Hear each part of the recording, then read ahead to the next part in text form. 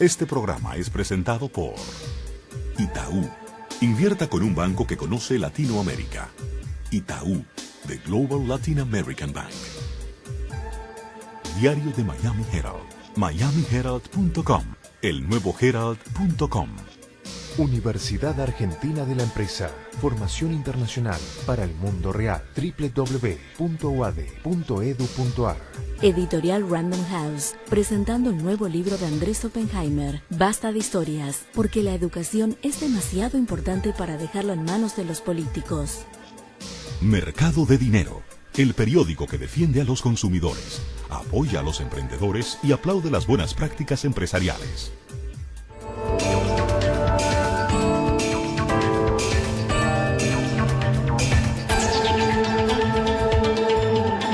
¿Qué tal? ¿Cómo les va? Soy Andrés Oppenheimer. Gracias por estar con nosotros en toda América Latina y Estados Unidos. Hoy vamos a hablar sobre el negocio del arte. A pesar de la caída económica mundial del 2008, el arte se está cotizando cada vez más. Según varios índices, el mercado del arte ha subido más que las bolsas de valores y más que las propiedades en los últimos 3 años. Pero la gran pregunta es si gran parte de lo que se está haciendo es arte o puro negocio. Hace pocos años, el artista inglés Damien Hirst empezó a vender animales conservados en formol. Sí, animales, tiburones, ovejas, vacas, y las empezó a vender en docenas de millones de dólares. Y desde entonces, los artistas están produciendo cosas cada vez más raras. ¿Es arte todo esto? ¿O es una burbuja especulativa que va a reventar en cualquier momento? ¿Y dónde está el arte latinoamericano en todo este nuevo contexto? Se lo preguntamos hace pocas horas al maestro colombiano Fernando Botero, el artista latinoamericano más prestigioso y más cotizado a nivel internacional.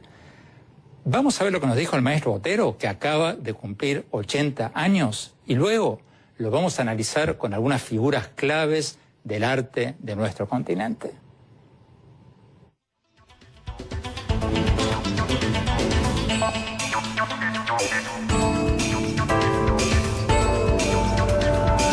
Desde Bogotá, Colombia, vamos a ver la entrevista que le hicimos hace pocas horas al maestro Fernando Botero, que como decíamos, acaba de celebrar sus 80 años. Aquí, en nuestros estudios, vamos a tener a Julio Larraz, uno de los grandes artistas latinoamericanos, uno de los más prestigiosos, más conocidos.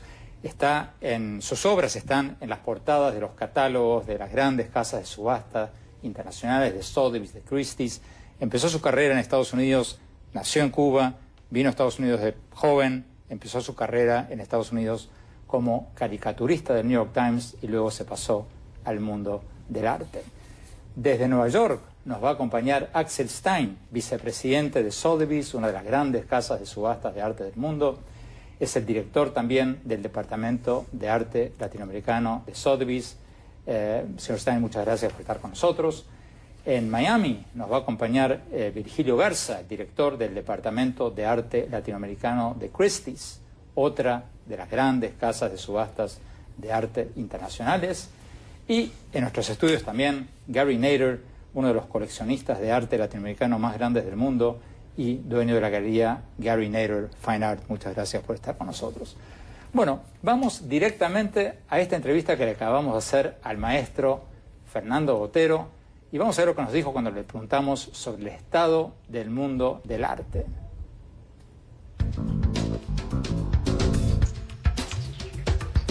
Maestro, hablemos un poco del mundo del arte. ¿Quién está ganando la batalla del arte en este momento? ¿El arte conceptual, las cosas raras o el arte tradicional?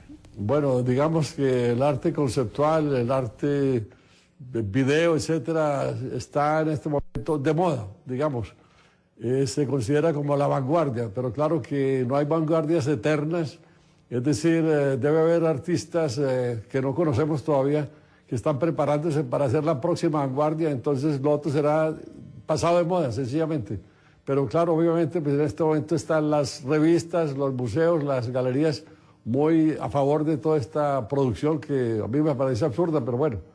Es decir, es la moda del momento.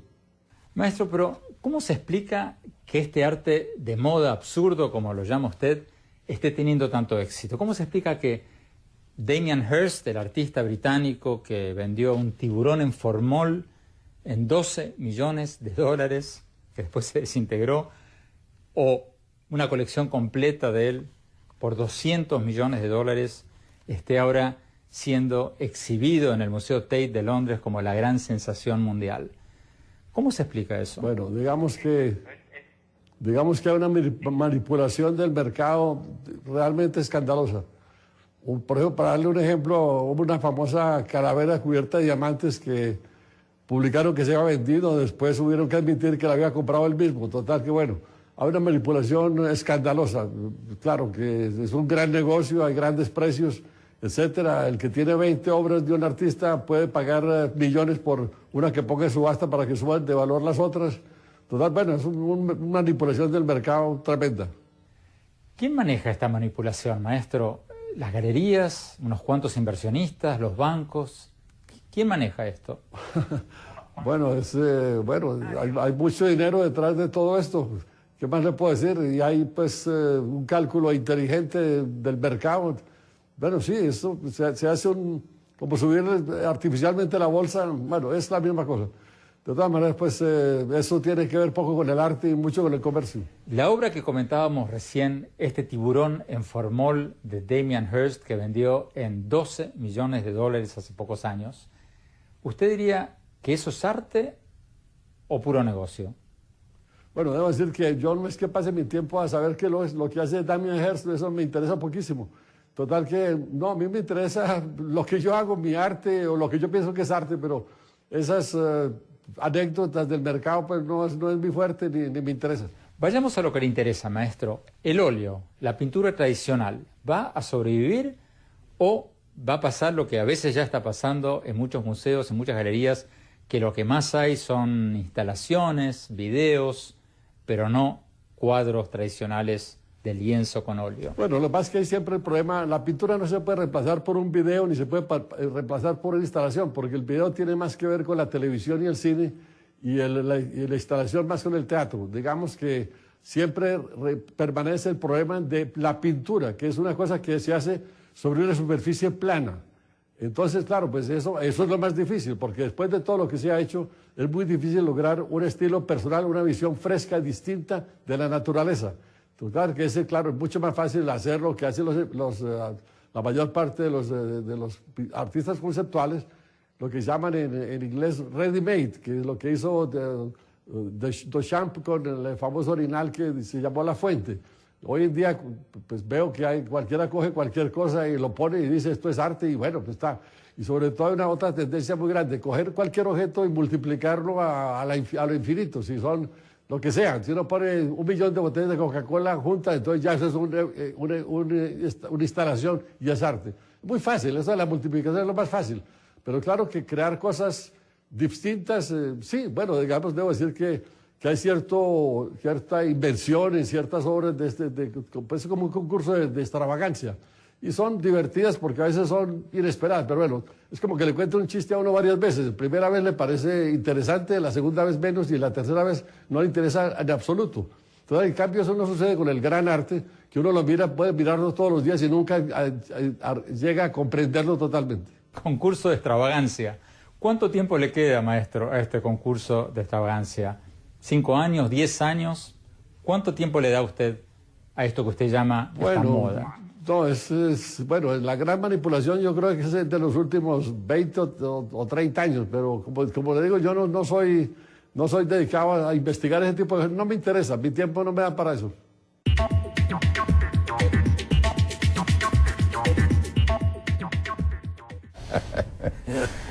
Virgilio Garza, en Miami, ¿es una gran farsa mucho de lo que venden ustedes en las subastas de arte?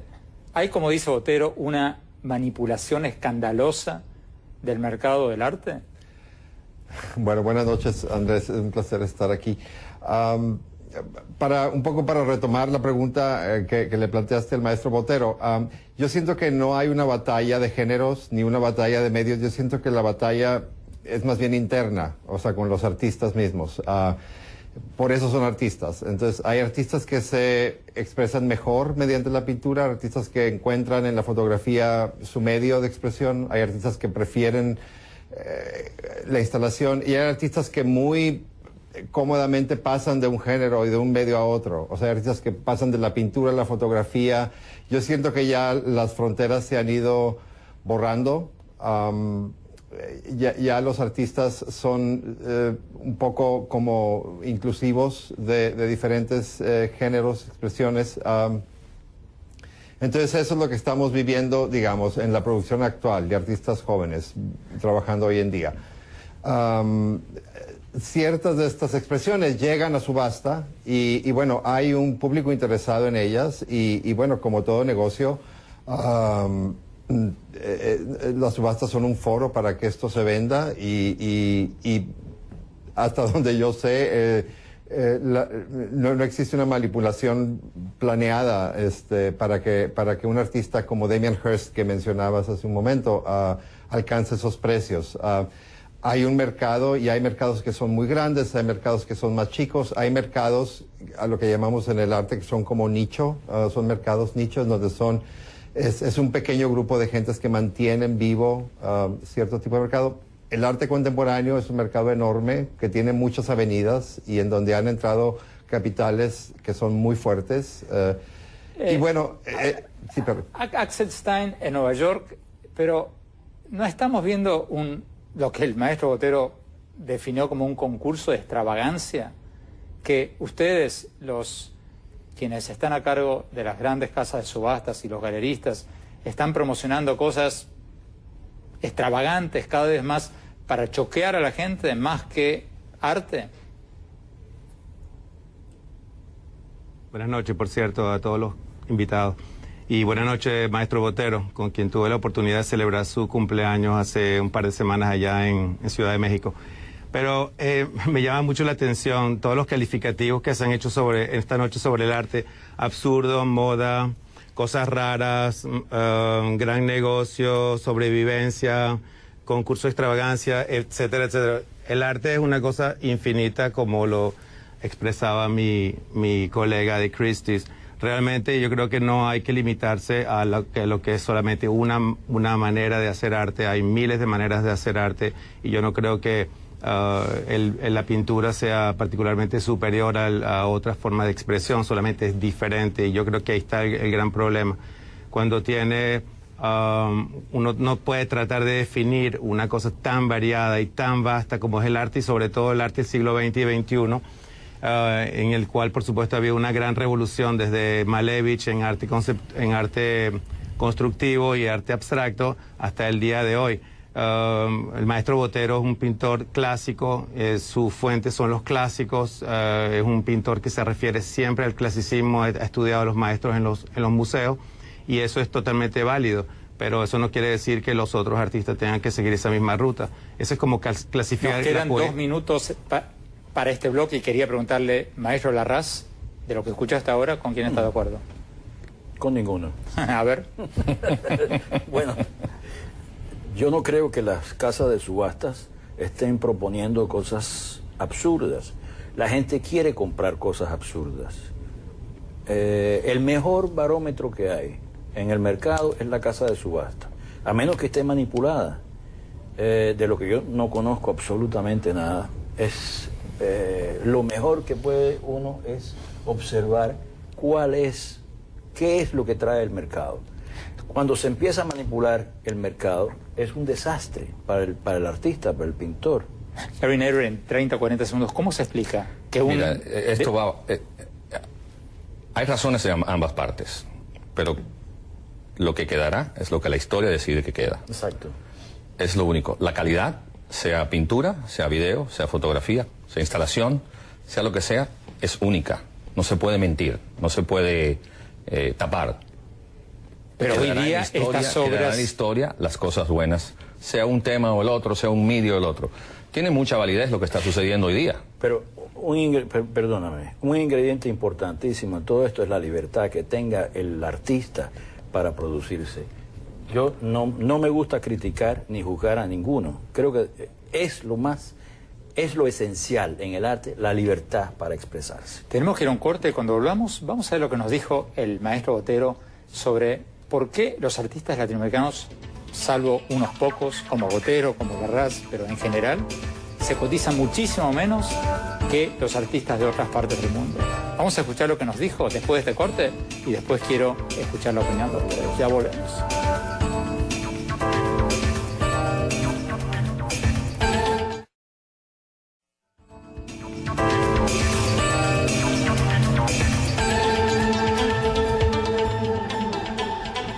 Gracias por seguir con nosotros. Seguimos con la entrevista que le hicimos hace pocas horas al maestro colombiano Fernando Botero, quizás el más grande, probablemente el más grande artista latinoamericano. Vamos a ver lo que nos respondió cuando le preguntamos por qué, salvo muy pocas excepciones como él mismo, los artistas latinoamericanos se cotizan menos a nivel internacional que los de otras partes del mundo. Veamos lo que nos dijo.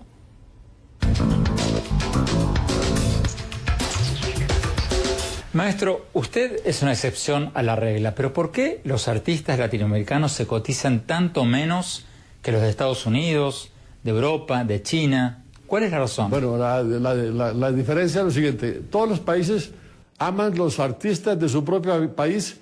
Entonces, por ejemplo, el caso de Brasil. En Brasil los artistas venden a precios altísimos, como si fueran casi norteamericanos.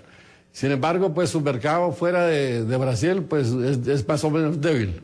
Bueno, en los Estados Unidos, como es la economía más grande del mundo, pues es normal que sus artistas paguen por sus artistas lo que no pagan por un artista extranjero. ¿Pero qué significa esto, maestro? ¿Que los ricos latinoamericanos no compran arte latinoamericano? Porque si fuera por el tamaño de las economías, Carlos Slim, el hombre más rico del mundo, es mexicano, es latinoamericano. Hay muchísimos grandes, ricos latinoamericanos que también podrían comprar enormes cantidades de arte latinoamericano. No, sí, no, los compran, pero claro, los compran. Los compran los cuadros de Colombia, de la Argentina, etcétera. Lo que pasa es que, claro, que son economías más débiles. Entonces, claro, pues aquí un hombre rico en Colombia o en Argentina, pues no puede tener el capital que puede tener el señor Gates o el señor Buffett o cualquier otro gran rico americano. Pues entonces, claro, pues todo eso se paga en relación a la economía del país, pues. Es decir, si un artista español puede ser buenísimo, llega a los Estados Unidos a exponer, no le pagan lo que le pagan a un artista norteamericano. Y es más, pues uno sabe que pagaron por un polo $140 millones. En cambio, si saliera un Rubens al mercado, pues jamás pagarían, aunque sea Rubens, pero jamás pagarían 140 millones por el cuadro de Rubens. En cambio, lo pagaron por su pintor americano, que de otra cosa es un pintor muy respetable. Total que bueno, pues esto es una cosa que tiene que ver mucho con la economía de cada país. Maestro, ¿cuál es la capital mundial del arte hoy en día? A fines del siglo XIX era París, a fines del siglo XX era Nueva York, después se dijo en un momento Berlín. Hoy, ¿cuál es la capital mundial del arte? Bueno, hoy en día está repartida entre Nueva York, Londres y Berlín, dicen.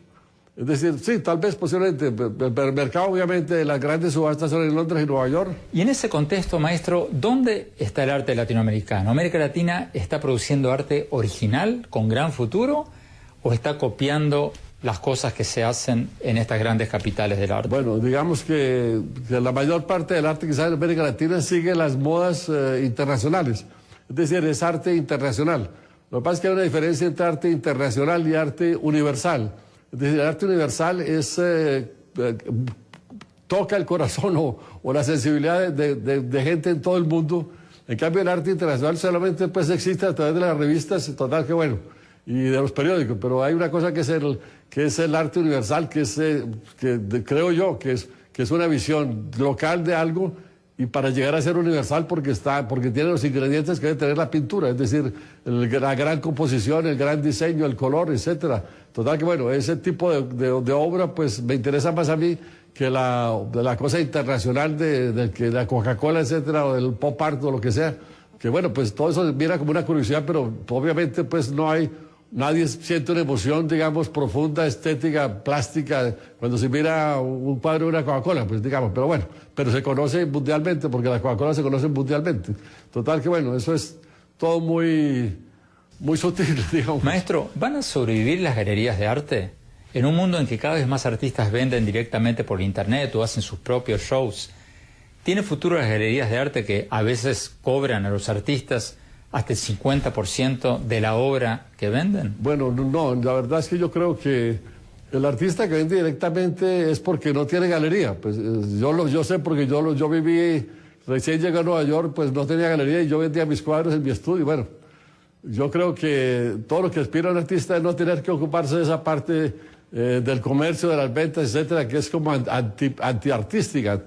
Total que es una distracción, una pérdida de tiempo, etcétera. Cuando un artista tiene una galería ya no tiene que preocuparse más de eso, sino de pintar, pues, de hacer su obra creativa.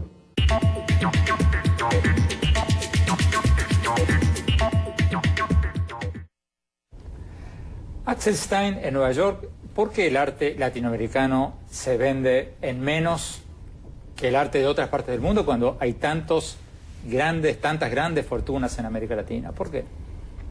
Bueno, no es que se venda menos, sino que las cifras parecen menos, pero yo creo que el arte latinoamericano tiene varias decenas, bueno, no sé si varias decenas, pero tiene varios precios por encima de $1 millón y varios encima de 5 millones también. Así que tampoco es una cosa así muy general. Sí, pero como decía el maestro, como Gerhard Richter se vende en $70 millones. Bueno, es también un problema de exposición al mercado. Gerhard Richter y otros artistas de su generación tienen una exposición y un modo de expresión que es muy popular en sus países de origen, en Europa, en Estados Unidos, y realmente es un problema de exposición. Si una obra se expone ante el público y tiene cierta receptividad, si la crítica lo sigue, si hay exposiciones de museo, etcétera, por supuesto genera un interés. También hay, como decía el maestro, un problema de nacionalismo. Hay cierto nacionalismo en el arte. Muchos clientes americanos prefieren comprar arte americano, otros clientes europeos se quieren centrar en arte europeo, pero nosotros los latinoamericanos tenemos varios artistas internacionales, empezando por quizá Torres García, quien escribió su concepto de arte universal. Yo creo que el maestro Botero estará de acuerdo conmigo. Un artista que no es solamente latinoamericano, es un artista internacional. El mismo Fontana, que mucha gente cree que es un artista italiano, pues resulta que es argentino. Y así podríamos hablar de Soto, que es un artista venezolano, pero cuya carrera se desarrolló en Francia y realmente no tiene exactamente mucho de venezolano, una abstracción de Soto. Así que hay muchos bemoles y hay muchas cosas que son relativas. Así no se puede exactamente... ¿Por qué esa disparidad entre los precios? Estoy completamente de acuerdo con el maestro Botero. Las economías mundiales grandes van a reparar a sus artistas siempre. No podemos competir. O sea, sí, en Latinoamérica hay fortunas, pero no iguales a las europeas o americanas o las chinas de hoy. O mira el Medio Oriente, lo que está pasando en el Medio Oriente. Hoy día son uno de los grandes compradores de arte y no han comprado absolutamente nada de arte latinoamericano todavía. Cierto que se venden algunos artistas por encima de los $1 millones, pero cuando tú comparas con Rothko, Bacon, Richter, Picasso y artistas así que se venden por encima de $80, $90 millones, el gap es demasiado grande. Está sucediendo algo muy atractivo hoy día, que es que las grandes casas de subasta están incluyendo obra latinoamericana, todos los museos están coleccionando obra latinoamericana, y no hay una galería importante en el mundo sin un artista latinoamericano. O sea, estamos llegando, estamos progresando. ¿Cómo es eso? ¿No hay una galería? Todas las galerías importantes del mundo tienen uno o dos o tres artistas latinoamericanos contemporáneos. Sí, pero son siempre los mismos, Botero, Larraz, o sea, uno de otro. Todo lo contrario, están adquiriendo, estamos representando artistas jóvenes. Virgilio Garza. Sí. Yo concuerdo con Gary y bueno, concuerdo con el maestro Botero y Axel. Yo siento que no es tanto el tamaño de la fortuna, sino el valor que se le da al arte y hasta dónde están dispuestos a llegar. Y también creo que la cultura del coleccionismo está más arraigada fuera de Latinoamérica que en Latinoamérica. También la cuestión filantrópica de formar grandes colecciones para legarlas, ya sea a instituciones o al propio museo del coleccionista, como hay muchos ejemplos. Incluso aquí en Miami está sucediendo. Digo, y con respecto a la otra pregunta, creo que es muy interesante de que no hay un centro, sino creo que hay muchos centros. Miami es uno de ellos. Simplemente hay que venir aquí en diciembre para darse cuenta de cómo el arte cambia de manos en esta ciudad.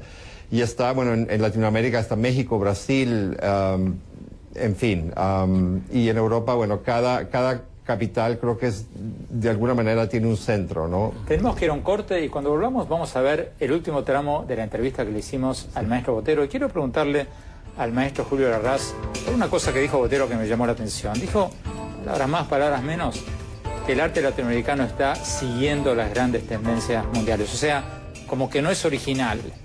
Quiero preguntarle al maestro Larraz qué opina sobre eso y también qué opina sobre lo que va a decir en este tramo que ahora viene el maestro Botero, cuando le preguntamos si el arte tiene que ser bello o no necesariamente. Ya volvemos.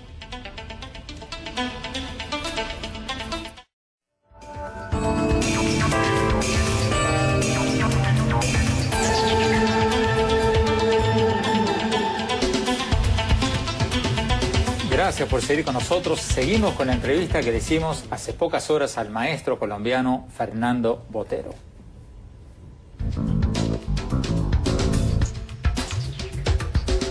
Maestro Botero, usted pinta 8 horas por día. ¿Usted diría que ahora, a los 80 años, usted pinta mejor que hace 30, 40 años? Pues yo creo que sí. Bueno, por ahí hay una frase de Tiziano muy conocida que dice que los artistas aprenden a pintar después de los 80. Entonces, que bueno, es decir, esa acumulación de experiencias, ese conocimiento más profundo de los problemas del arte, etcétera, hace que lo que uno produce sea más coherente, bueno, creo yo, pues más importante, más claro. Yo sigo trabajando con la energía que tenía cuando tenía 40 años. Yo trabajo, como usted dice, de pie, 6, 7, 8 horas diarias y inclusive sábados y domingos, pues no he encontrado nada que me interese más que la pintura. Total que bueno, es decir, yo creo que hoy estoy haciendo mi mejor trabajo, el más claro, el más coherente, sí, es el mejor, creo yo. ¿Cómo evitar repetirse con una producción tan inmensa y tan extensa como la suya? Bueno, es que lo que pasa es que repetirse es una cosa a discutir, porque hoy en día, claro, después de la experiencia de Picasso, que tuvo varios periodos que cambió de estilo totalmente, todo el mundo espera que un artista haga lo mismo, como si fuera un modisto. Pero todos los grandes artistas del mundo tuvieron un solo estilo desde el momento en que empezaron a pintar hasta que murieron. Uno mira, por ejemplo, la obra de Botticelli. Pues un Botticelli es un Botticelli siempre, o un Velázquez es un Velázquez siempre, no hizo nada distinto. Bueno, en el caso de Goya, pues sí hizo los cuadros negros al final de su vida. Digamos, Goya, Picasso son un ejemplo de alguien que ha cambiado de estilo. Pero tradicionalmente un artista tiene una convicción profunda y esa convicción marca su estilo. Es decir, primero hay que tener una convicción y el estilo surge espontáneamente.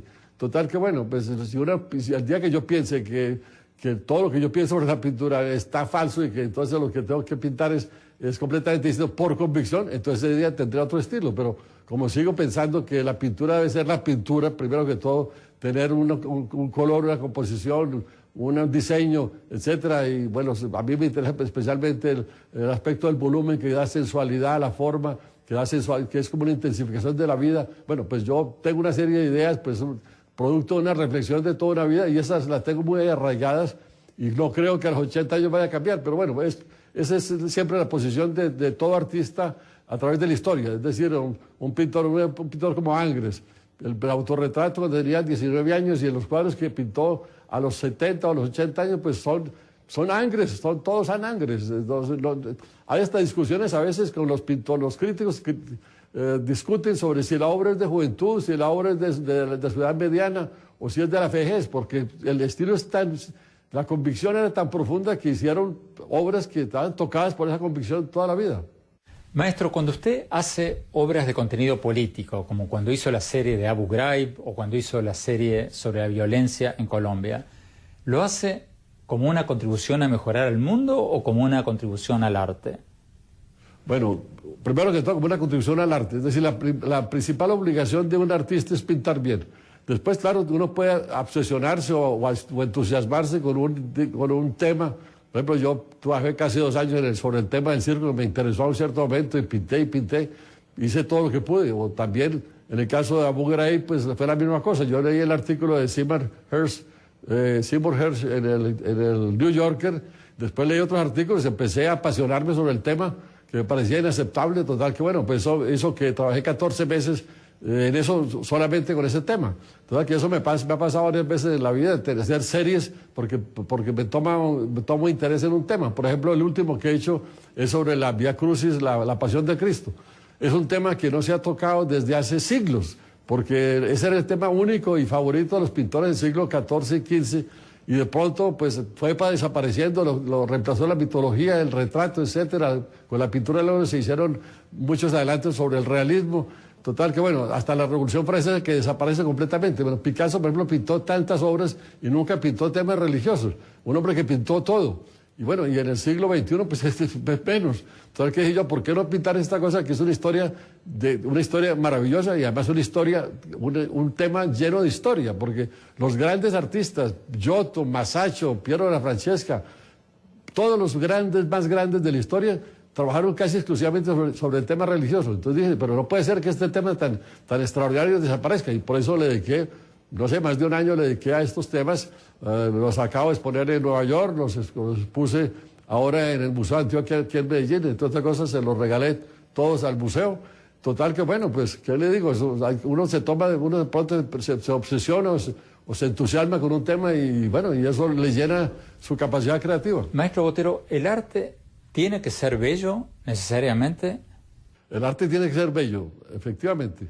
Es decir, el arte puede ser o un arte sobre un tema más o menos amable, o puede ser un tema dramático, pero claro, la belleza está en las dos, es como el drama y la comedia, por ejemplo, digamos.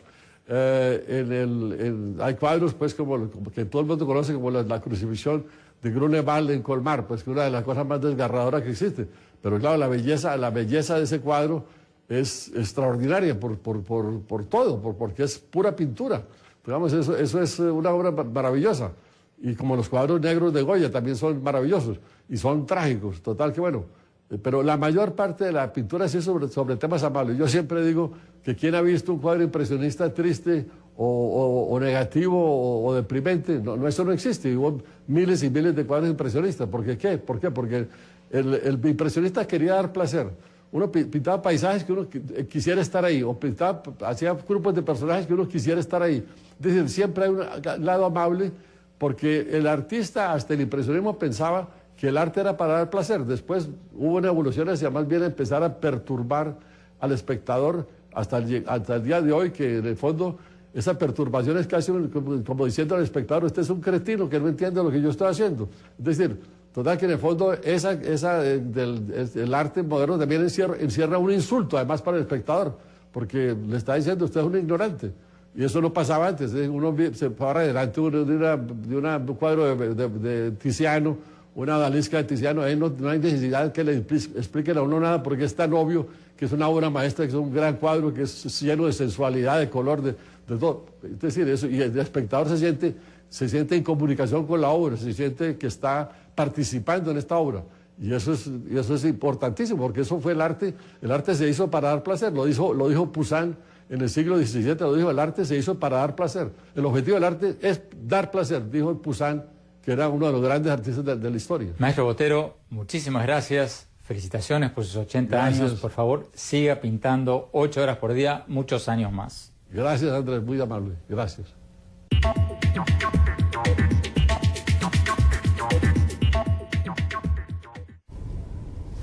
Maestro Larraz, ¿tiene que ser bello el arte, como dice Botero? Sí, absolutamente. Debe ser muy bello, pero para el artista. Si es bello para el artista, es bello para los demás. El artista es el que se tiene que complacer, primero que nada. ¿Por qué? Porque es como una autobiografía, es un relato de tu propia vida.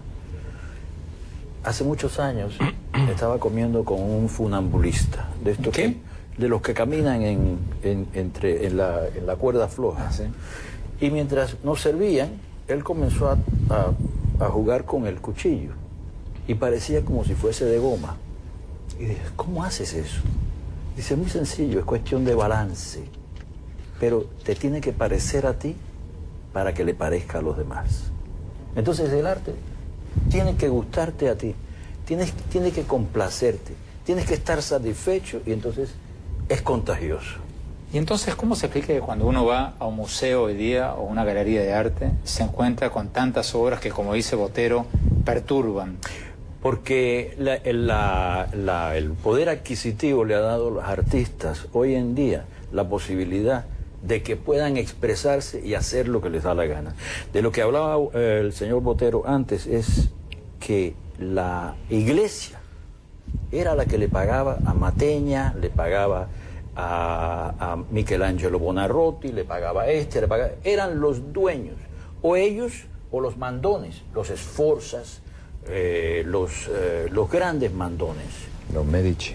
Los Medicis. Cuando usted pinta estos cuadros que estamos viendo en cámara ahora, los populistas, los papas, estas figuras. Son personajes de poder absoluto, casi absoluto, como el Ancien Régime.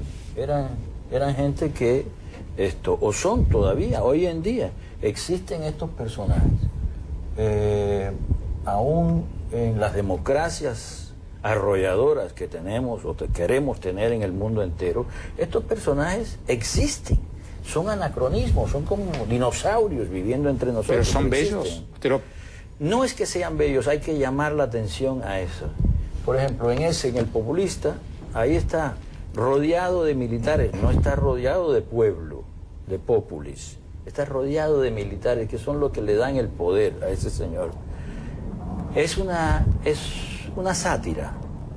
Y hay mucho de sátira en la pintura mía. Siempre la hubo. En fin, Virgilio Garza, ¿tiene que ser bello el arte? Bueno, yo siento que el arte es bello. Hay que recordar que hay belleza en la provocación también, ¿no? Y bueno, la belleza yo creo que está en la manera como uno se engancha en esta provocación. Uno puede ser indiferente o uno puede realmente cambiar, pero Gary, tener cuando uno va a una galería hoy día y se encuentra, por ejemplo, como me encontré en Art Basel el año pasado, con una montaña de barro, de tierra, es una provocación, pero no es un insulto, como dice el maestro Botero. Muchas veces es muy insultante. Muchas veces muy insultante, tienes toda la razón. Es como si fuera que el artista se está burlando de ti. ¿Y se está burlando de mí, o no? Muchas veces. ¿Y ustedes lo están vendiendo? No siempre. ¿Y ustedes lo están vendiendo? No me metas en ese grupo. Yo soy más clásico, yo soy como el maestro. Me gusta mucho más la pintura. Mira, lo que está sucediendo es que mucha gente se cree que la pintura va a pasar y que estas cosas van a quedar. Eso es un absurdo. La pintura nunca pasará, la escultura nunca pasará. El arte clásico, sea de una manera u otra, nunca pasará, porque no es un modismo, tiene miles de años. Entre muchas cosas, si tú ves muchos artistas que hicieron estas cosas en los años 50, 60, 70, y hoy no existen, han desaparecido. Tenemos que ir a un corte y cuando volvamos quiero preguntarles a todos ustedes sobre el futuro del arte latinoamericano. Ya volvemos.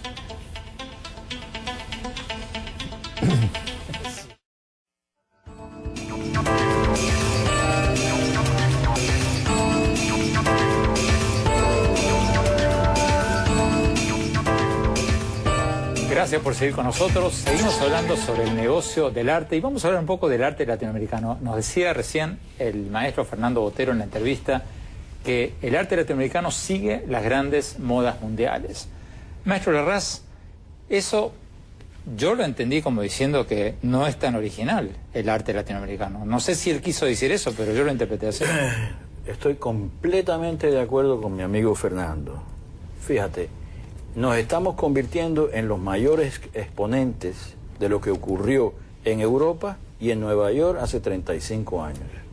Por no aislarnos, por no discurrir, por no pensar, por no imaginar cosas nuestras, por no meternos en nuestra propia vida, en una historia riquísima que tiene Latinoamérica y Mesoamérica, la ignoramos. Estamos mirando las revistas de arte, estamos mirando hacia Nueva York, hacia Europa, en vez de mirar lo que tenemos, lo propio. Pero usted es un caso extraño, porque usted vive en Estados Unidos, pero el contenido de sus obras es latinoamericano. Pero bueno, es que yo soy un tipo aislado completamente del resto de lo que está ocurriendo en el mundo del arte. ¿Por qué? Porque no me interesa nada más que lo que tengo yo, lo que produzco, lo que sueño, lo que vivo. Eso es el interés mío. No me interesa lo demás, no me interesa lo que está ocurriendo en Nueva York, no me interesa el último grito de la moda, porque me hubiese dedicado al fashion. Sería modisto. Se nos acabó el tiempo. Quiero darles a cada uno 30 o 40 segundos para redondear. Quiero preguntarles a dónde va el arte latinoamericano. Axel Stein en Nueva York, ¿cuánto futuro tiene el arte latinoamericano en este contexto en que estos artistas europeos se están vendiendo en 70 millones de dólares? Sí, te oí bastante mal, Andrés, pero supongo que me estás preguntando dónde vamos. Pues mira, yo creo que tenemos mucho futuro. Somos un continente de 1.000 millones de personas aproximadamente. El mercado, no vayas a creer, el mercado es bastante grande. Solamente las casas de subasta estamos vendiendo entre 110, 120 millones de dólares anuales en arte. Esto solamente puede crecer con la comunicación, hay ciertas cosas que deberían cambiar. Hay muchos aranceles aduanales para entrar obras de arte entre un país y otro, pero eso ya es cuestión de otra cosa. Pero no estoy para nada de acuerdo con lo que se ha hablado en cuanto a que nosotros no estamos mirando hacia nosotros mismos. Yo creo que toda la mirada de América Latina, y así lo pueden demostrar no solamente lo que se ve en las ferias y en las galerías de América Latina, en la Bienal de Sao Paulo que viene ahora, van a ver una visión hacia el interior. Y una cosa no quita la otra, y lo valiente no, como lo cortés no quita lo valiente. Que la gente haga cosas en Nueva York o en Berlín, en Londres, eso es problema de la gente que vive ahí, pero nosotros no deberíamos diciendo que se nos acabó el tiempo. Virgilio Garza, por favor, en 20 segundos, ¿cuál es el futuro del arte latinoamericano? Sí, Andrés. Bueno, para ser breve, yo siento que el mercado latinoamericano, el campo, es un campo de oportunidades. Siento que hay mucho campo para crecer. También quisiera yo decir que no es un mercado especulativo. Las personas que compran arte latinoamericano lo conservan por generaciones, y nuestro trabajo es un poco perseguir esas grandes obras que a veces, si en algo tenemos un reto, es realmente conseguir material para nuestras subastas, porque realmente la gente que colecciona latinoamericano es muy apasionada, y no es un mercado donde las cosas cambien de mano, realmente no. A pesar de que pudiera dar esa impresión, es un reto conseguir, y creo que Gary, que está aquí junto a mí, estará de acuerdo, porque a él le toca un poco hacer lo mismo. Gary, por favor, en 20 segundos. Mira, el cielo es el límite. Lo que tenemos que ver más exposiciones internacionales, exponernos más en el Medio Oriente, en la China, en África, donde se ve arte. Estoy de acuerdo con lo que dice el colega Garza, porque es que no hay mucho que mostrar. Las grandes colecciones están en manos privadas, y no hay un gran museo latinoamericano en ninguna parte del mundo que no sea Buenos Aires. Eso tiene que cambiar. Muchísimas gracias a todos. Vamos a un corte rápido y mi conclusión.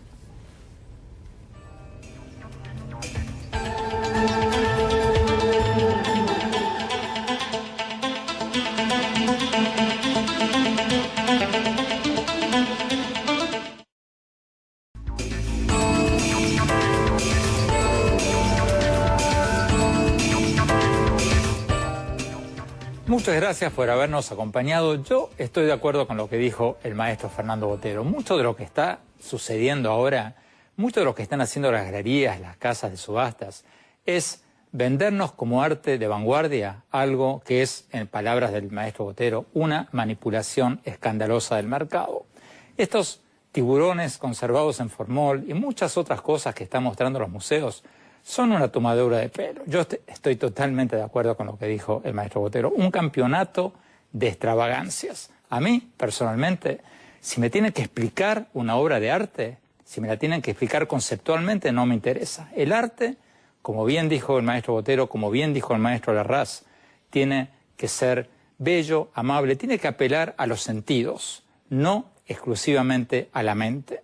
De manera que yo, por lo menos, si me confieso que no soy un experto, espero que esta moda del arte conceptual pase muy pronto, porque cuando pase, lo que van a quedar son los buenos artistas. Los artistas como Botero, como Julio Larraz, los que transmiten una sensación, los que nos tocan el alma. Gracias, hasta la próxima.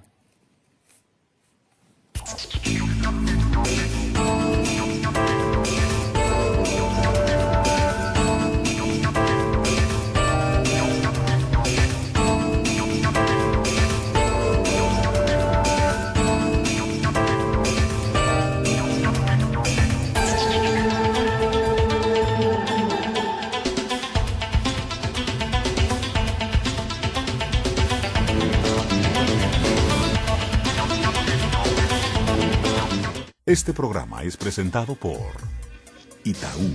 Invierta con un banco que conoce Latinoamérica. Itaú, The Global Latin American Bank. Diario de Miami Herald. MiamiHerald.com. El nuevo Herald.com. Universidad Argentina de la Empresa. Formación internacional para el mundo real. www.uad.edu.ar.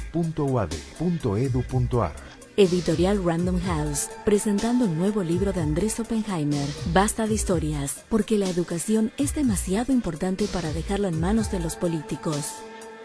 Mercado de Dinero, el periódico que defiende a los consumidores, apoya a los emprendedores y aplaude las buenas prácticas empresariales.